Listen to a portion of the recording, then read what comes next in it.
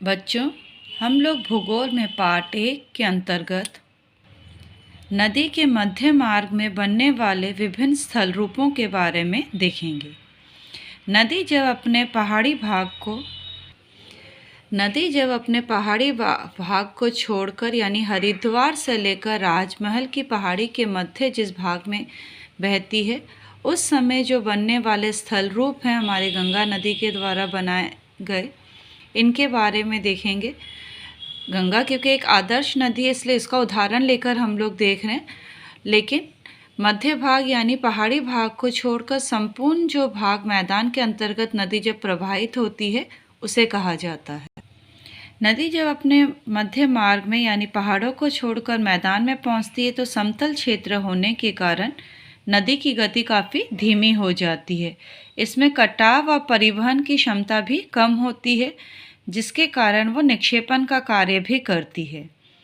इस अवस्था को हम लोग परिपक्व अवस्था भी कहते हैं, इसलिए हम लोग इसको मैच्योर या परिपक्व अवस्था कहते हैं, क्योंकि इस समय नदी जो है अपक्षरण यानी अपर्दन का कार्य, कटाव छटाव का कार्य, परिवहन का कार्य और निक्षेपण तीनों कार्यों को वो संपूर्ण करती है। अधिकतर बनने वाले जो स्थल रूप है उस समय निक्षेपण के कारण बनने वाले स्थल रूप रहते हैं। अपर्दन का कार्य होता है लेकिन गति धीमी हो जाती है पर्वतीय भाग की अपेक्षा।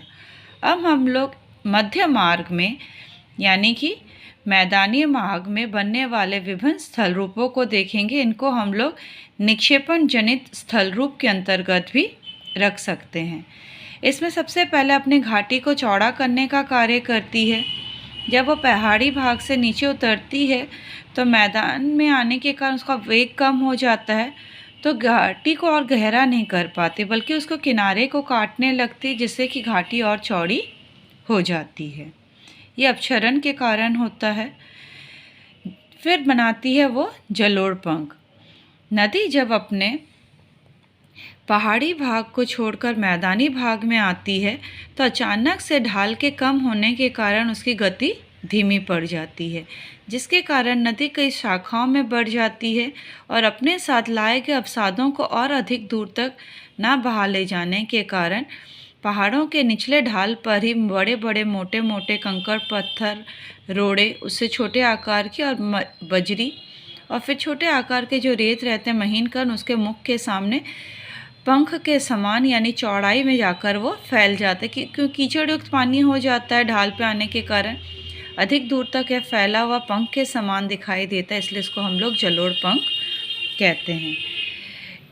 इसमें पतली धाराएं भी कई सारी बहने लगती है इसके अंदर, जिसके कारण ताड़ के पंखे के समान या चौड़ा आकार के कारण ही इसको हम लोग जलोढ़ पंख इंग्लिश में एलुवियल फैन के नाम से जाना जाता है। ये निक्षेपण के कारण बनते हैं। फिर मैदानी भाग में जो है नदी में जो विभिन्न टेढ़े मेढ़े जो मोड़ दिखाई देते हैं आपको, नदी कभी भी सीधी नहीं चलती, उसमें कई प्रकार के मोड़ आते हैं। उन मोड़ों को ही जो है मेंढर कहा जाता है। पर्वतीय भाग में तीव्र गति के कारण नदी के मार्ग में रुकावट आने पर पदार्थों को वो बहा कर ले जाती है, किंतु मैदानी भाग के मंद प्रवाह के कारण नदी का मार्ग में थोड़ी सी भी अगर बाधा आती तो वो मुड़ जाती है और सांप की भांति टेढ़ी मेढ़ी बहने लगती। इसी को मोड़ को हम लोग विसर्पण या मियंडर कहते हैं, क्योंकि टर्की का जो मियंडर नदी ऐसे ही अनेक मोड़ों से होकर चलती है, जिसको हम लोग मियंडर कहते हैं। उसी के नाम से इसको मियंडर कहा गया है, जो कि निक्षेपण के कारण नदी के मार्ग में अवसादों के निक्षेपण के कारण नदी सीधी नहीं बह पाती है। विसर्पण धनुष या छाड़न झील, जिसको हम लोग ऑक्सबो लेक भी कहते हैं, ये भी नदी के मार्ग में रुकावट आने के कारण नदी अपनी सीधे बह रही होती है, अपने साथ अवसादों को लाती है। अवसादों के जमाव होने के कारण नदी में मोड़ उत्पन्न होते हैं यानी मेंडर्स उत्पन्न होते हैं। नदी जब आगे की तरफ बढ़ रही होती है तो उसके जो उन्नतर ढाल होते हैं इनमें वो कटाव करती है, लेकिन अवतलन ढाल पर वो अवसादों को जमा करती हुई चली जाती है। एक परिस्थिति ऐसी आती है कि अवसादों के अत्यधिक जमाव के कारण नदी का यह मुड़ाव जो है आपस में जुड़ जाता है, वो सीधी बहने लगती है।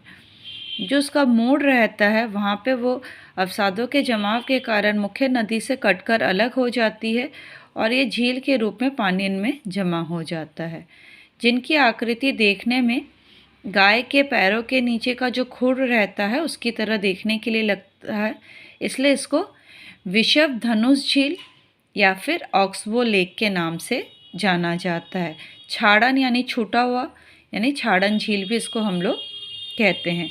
नदी के मार्ग में यानी मोड़ों पे जब अवसाद के जमा होने के कारण नदी सीधी बहने लगती है और घोड़े की खुर के समान या गाय के खुर के समान आकृति के जो झीलों को वो बनाती है, उसी को हम लोग छाड़न झील कहते हैं। बाढ़ का मैदान, बाढ़ के समय जो है नदी का जल दूर तक,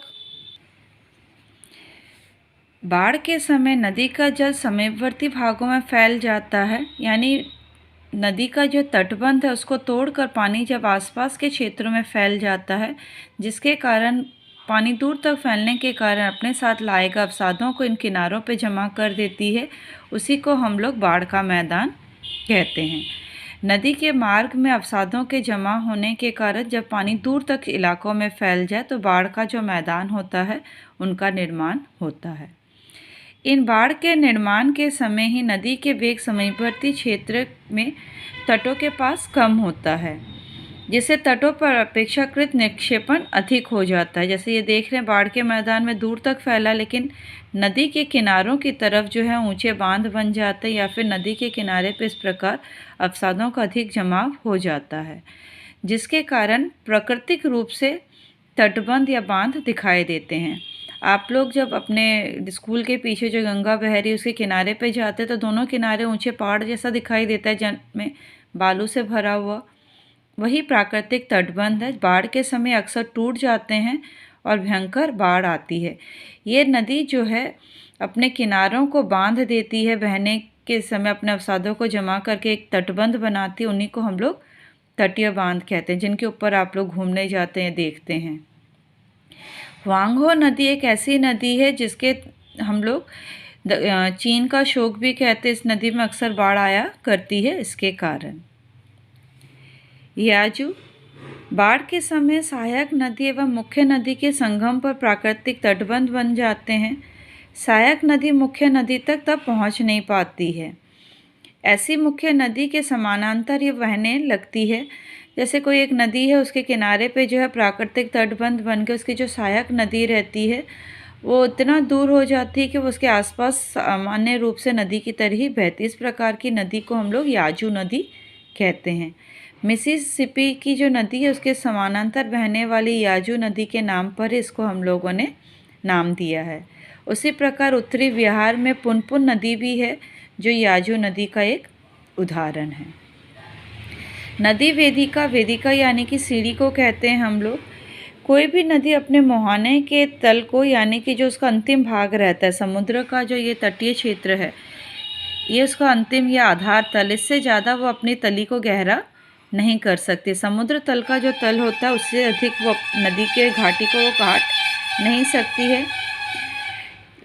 इसको हम लोग आधार तल कहते हैं। जब भूगर्भ में किसी अज्ञात शक्ति के कारण यानी कि भूकंप के कारण या ज्वालामुखी उद्वेग के कारण नदी की तली अचानक से जब ऊपर उठ जाती है तो नदी का जो अपर्दन कार्य है अपनी तली को काटने का, वो फिर से प्रारंभ हो जाता है, जिसके कारण वो अपनी तली को फिर से काटने लगती है। इससे जो है नदी के तली के नीचे सीढ़ी जैसा या फिर वेदिका जैसा हमें दिखाई देने लगता है। इसी को हम लोग नदी वेदिका कहा जाता है। आज हम लोगों ने जो है नदी के मध्य मार्ग में बनने वाले विभिन्न स्थल रूपों को पढ़ा है। इनको आप लोग अपनी कॉपी में नोट्स बना लेंगे जो चित्र भेजे हैं उनके साथ।